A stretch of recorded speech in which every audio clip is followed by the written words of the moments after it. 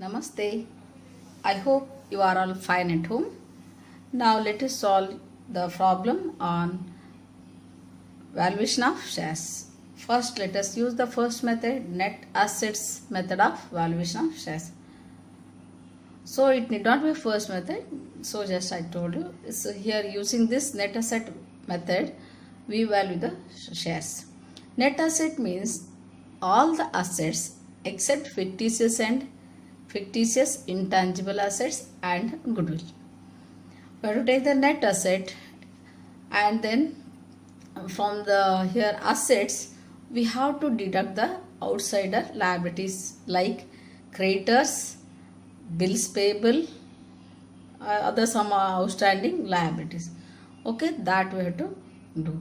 Then we have to use the formula to find out the value of shares. So what formula is here? Net assets available to equity shareholders divided by number of equity shares. Net asset value we have to find out. Then using this formula we have to find out the value of shares. Okay. Now we'll see some bases are given here. That bases here, what the basis tells us. Let us see. See, fixed assets we have to take the current cost whatever given in the problem, that we have to take. If it is not given, we have to take as it is there in the balance sheet. Then tangible asset, current cost we have to take. Intangible asset, inherent goodwill should not be taken, or here should not be recorded.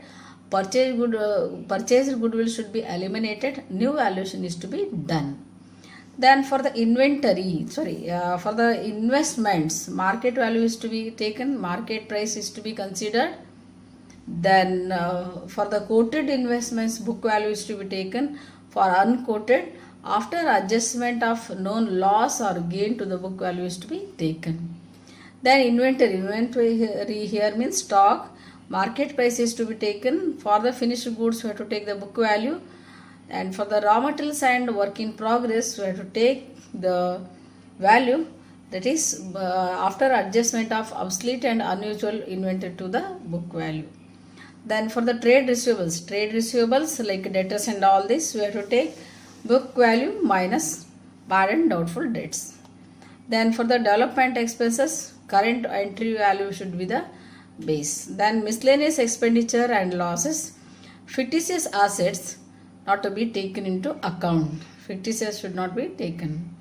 Then unrecorded assets and liability, if any asset is not recorded by mistake, then the releasable value or sellable value for assets and amount payable for liabilities are to be considered. For what amount we can sell, that value is to be taken for assets, and the what amount is payable for the liabilities we have to consider. Okay, these are the bases. Now let us hear how we have to find out the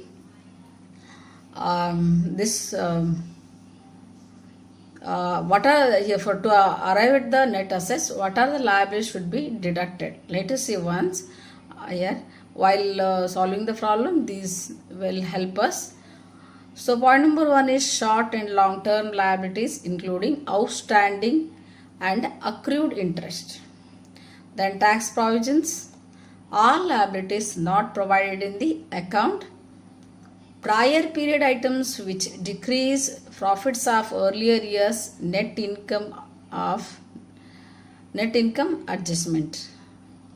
Then preference share capital including dividends arrears, and a proposed dividend should be here taken. Then here proposed equity dividend will be deducted if ex dividend value of share is needed. Proposed equity dividend should be deducted if ex dividend value of share is needed. Then if shares are partly paid up, then notional call shall be made and value should be added to assets taking shares as a fully paid up. So let me here explain. If shares are partly paid up, then notional call shall be made. For example, if the share value is 100 rupees, only 80 rupees on each share received. So 20% is not paid. So 80 rupees, 20 rupees is not paid on each share or not received on each share. Only 80 rupees received on each share. So 80 rupees received is partly paid, because still we have to receive another 20 rupees per share. So then what to do? Value here, to value the shares, we have to here make the notional call. Notional means just imaginary call we have to make, and as if we have received, that should be shown, and that should be added to the value of equity shares, right? Like that we have to do, and then when it is added, the shares will become fully paid up. Okay, like this we have to do. Then remember, this method can be used to value shares when the firm is liquidated. Usually this net asset method is used when the firm is liquidated or dissolved. It gives the real worth of the business, because when a business is liquidated, further the business will not be there. Then on the day of that liquidation, what we do? So whatever the value we fetch, it is the final. So it is the real worth on that business on that day, we can say. Usually it is generally applied when two companies are going to be merged. So in case of merger also this is used, and for in case of amalgamation also it is used. Then when it is acquired, when here also when controlling shares are being acquired, then also this net asset method can be used. Okay, it is an application how when we can apply the net asset method of valuation of shares. Okay, now just we'll solve one problem so that we'll come to know. So let me read out the problem. If you have pen and notebook, you can take the problem, right? Okay, see 4 columns as usual. For the balance sheet you have to make liabilities rupees, assets rupees. These are the 4 columns. See liabilities side, you can see here the first column is what here? Share capital. First column is share capital. So 7,500 equity share of rupees 100 each paid up. How much it is paid up? 7,500, 100 each. But paid up is only how much it is? It is not 7,50,000, but it is only 6 lakh. Means it is not fully paid up shares. Fully paid. So then next point is 1,005% preference shares of rupees 100 each. So 1,000 to 100 comes to 1 lakh preference shares fully paid. Okay. Then reserves and surplus 2 lakhs, no problem, fully it is. Term loan 50,000. Okay, these are all the capital and liabilities. Now let us go to asset side. So rupees assets and rupees column is there. First asset is fixed assets 2,70,000, investments 2 lakhs, inventory 80,000, cash and bank 80,000, trade receivables 1 lakh, P&L account 2,20,000. If P&L account is asset side, it means loss incurred, loss suffered. Understand? If P&L account here is if P&L account is asset side, it means there is the business incurs or suffers loss. Now you see both assets and liability side 9,50,000. Both assets and liability side 9,50,000, right? Okay, now we'll see further information what is given. Yes, current cost of fixed assets rupees 2,20,000. Actual cost is 2,70,000, but current cost is only 2,20,000, means undervalued or it is valued less. Then inventory rupees 1 lakh. Inventory is here there 80,000. Here it is 1 lakh. It is overvalued. Then 50% of trade receivables is doubtful. 50% of trade receivables is doubtful, means doubtful debt it is. May or may not be received in future. So it is it is to be deducted from the trade receivables. Trade receivables includes debtors as well as bills receivable. So in the trade receivable together it is given 50% is doubtful when 50% we have to deduct from 1 lakh, that is 50,000. Then arrears of dividend are due for payment. Arrears of dividend are due for payment. Okay, that is to be taken. Okay, now let us solve this problem. Write the here solution. Okay, we'll write the solution. Yes, solution will write the solution. Okay, first we have to find out net asset available to equity shareholder, then only you can find the value of shares. Okay, write the heading there, net asset available to equity shareholders. Net asset available to equity shareholders. Write the heading there. Then after that you make two columns. One is particular column, another is rupees column or amount column. Two columns you make. One is particulars, another is rupees or amount column. Yes. All the assets one by one you write except the fictitious and this one fictitious and goodwill. Here goodwill is not there as well as fictitious asset also not there. So fixed asset, we take fixed asset. Fixed asset you write what is the current value given. Current value is only 2,20,000. Current value only you have to take. Don't take the balance sheet value if it is given in the information. Then next is after fixed investment is there. After fixed asset investment is there. Take investments. What is the value of investment given in the problem? So 2 lakh only you have to take because here new current value is not given. So we'll take, if it is not given, same current value, if it is not there, we have to take the book value given in the balance sheet. Then inventory. Next is what here? Third one is inventory. Write down there inventory. Write inventory. What is the value? Inventory value is current value is given. It is 1 lakh. It is valued more. Just now I told you it is 1 lakh. Take that 1 lakh. Okay. Then next is cash at bank. So it just you can see the old balance sheet there. Cash at bank. Its value cannot here. It will not change because cash it is a liquid asset. So 80,000 it is, take there 80,000 as it is we write. Then trade receivable, here 1 lakh is there, but they are telling 50% of trade receivable is doubtful. 50% of 1 lakh comes to 50,000. So 50,000 is doubtful. That's why trade receivable will be now only 1 lakh minus 50,000. How much it is? 50,000 only. 1 lakh minus 50% of 1 lakh, that is 50,000. 1 lakh minus 50,000 is only 50,000. So all the assets, I hope all the assets were taken. P&L account, it is a loss, it's not asset, don't take. Okay, all the assets you take the total, how much comes? 2 lakh 20, 4 lakh 20, 5 lakh 20, yeah. Then 6 lakh, then 6 lakh 50,000. Total is how much? 6 lakh 50,000. Then we have to find out the net asset now. So only assets should be there.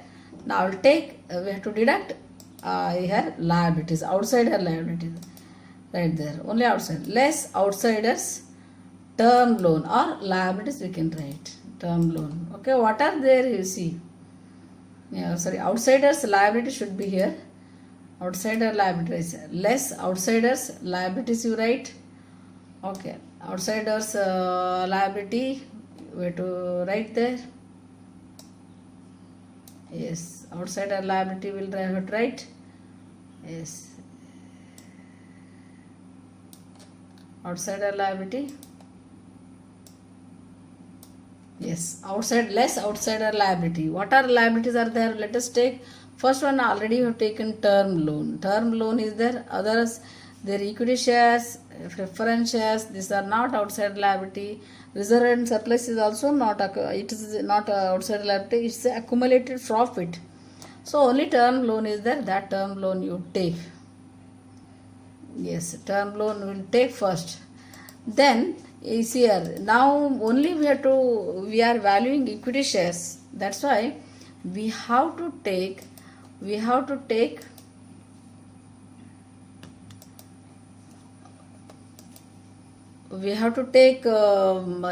preference share capital also we have to deduct. because we want at the end only equity shares. Now that's why you have to deduct preference shares. You deduct preference shares, only equity shares we are valuing, preference shares value you deduct. Then preference share carries, here written 1000 5% preference shares of rupees 100 each. So 5% they are telling it is dividend. Dividend is to be given, otherwise it will become liability for the business. So 5% of 1 lakh comes to 5,000. So that dividend also you give. Preference shares dividend at 5%. Deduct that, because we want only the equity shareholders value. So that 5,000 you deduct. So see, 6,50,000 minus 50,000 minus 1 lakh minus 5,000. So if you deduct here 1,55,000 from 6,50,000, you here we are going to get 4,95,000. See, outside liabilities we deducted except the equity shares.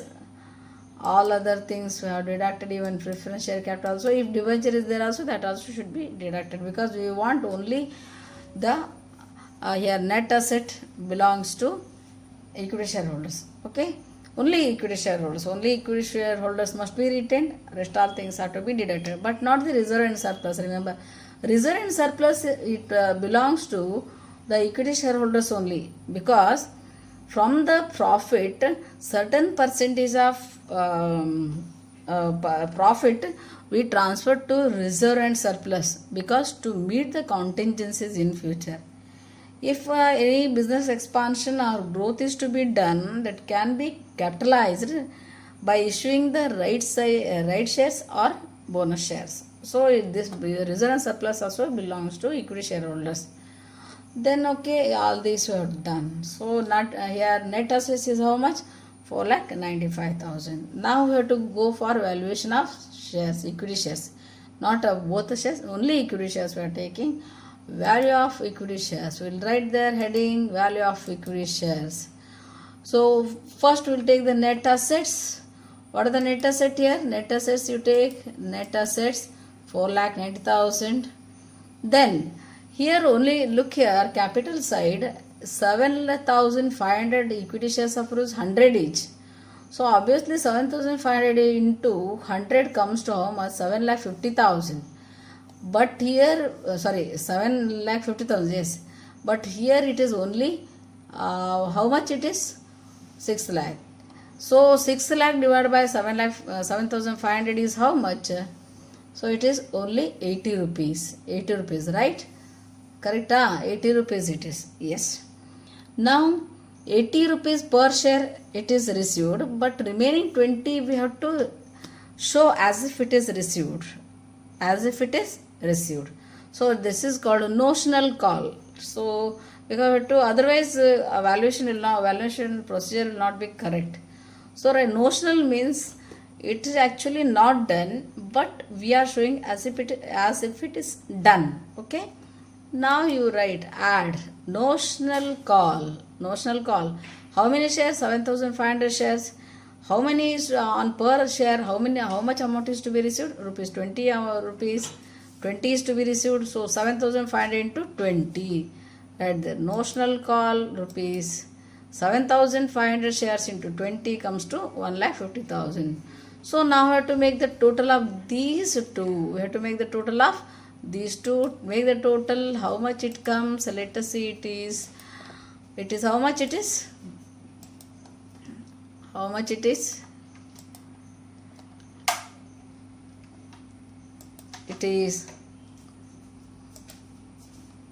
add this here 6,45,000, right? 6 lakh, it is 6,45,000, right? 6 lakh 45 or 44. So 5,000, it is 5,000. And 9 plus 5 is 4.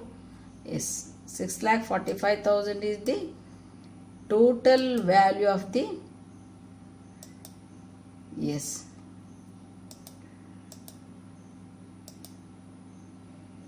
yes, 6,45,000.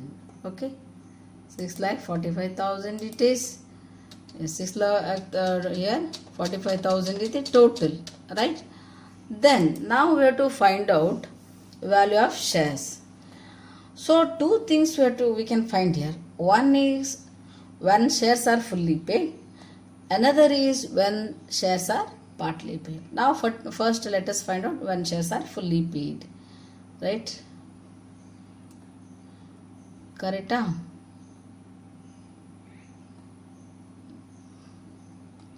Yes, 0.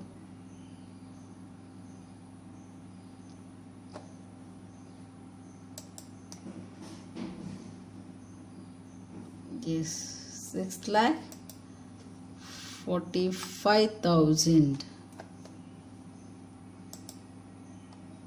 Yes, we'll see value per fully paid shares. We have to find out right there. Value per fully paid up shares. So what is the total is 6,45,000. So if any total wrong is there, you can make the correction there. Okay, 6,45,000 divided by 7,500. It is how much here? It is how much here is? It is rupees 8. Just you can find out the value. Okay, it is rupees 86 per share, I think. So we find out. Then value per here partly paid up share. We'll see how much it is. It is from the here 86 rupees per share is when shares are fully paid. From this, if you deduct rupees 20 per share, you will get the partly paid up share value. You are getting? Why it is not 100? Even though the face value is 100, why it is not 100? Because so many here liabilities are there. These are to be deducted. See, because here share value or stock value, they are subject to market fluctuation. They are subject to market fluctuation. That's why even though face value was 100, because 7,500 into 100 it was face value, but now it is the value is less than that. So it happens, right? That's why now we'll find out value per partly paid up share, that is rupees 86,000 is fully paid, minus 20 have to do, because notional value taken, it is 66. So I hope see you understood this problem. So very easy it is, not so difficult, not difficult at all. Okay, see, this is how we have to calculate. Okay, thank you. We'll see in the next class. I hope all of you understood this, like this how we have to solve the problem. Okay.